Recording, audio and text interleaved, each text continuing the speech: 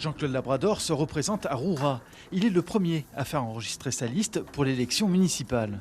Ce matin, le candidat estime pouvoir se présenter sans étiquette.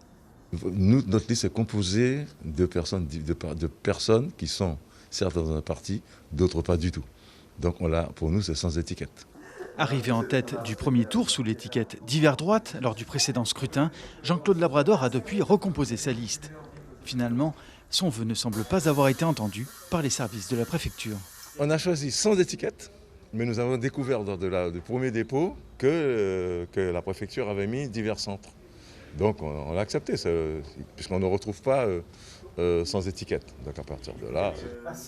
Les services de l'État proposent 24 couleurs politiques aux candidats, un choix que le cabinet du préfet suit de très près, même si les candidats peuvent ensuite établir un recours.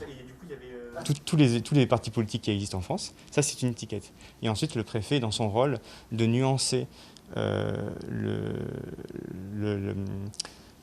parti politique par l'historique que l'on connaît de tel ou tel candidat.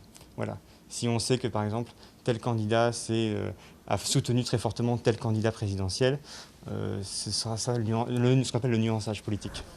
Ces nuances, établies pour éclairer les électeurs à l'heure du vote, ne sont applicables qu'aux communes de plus de 3500 habitants. Pour les autres, les candidats ne sont pas tenus d'indiquer une tendance. Un règlement qui semble satisfaire Enrico William, à la tête de la première liste enregistrée pour Irakubo.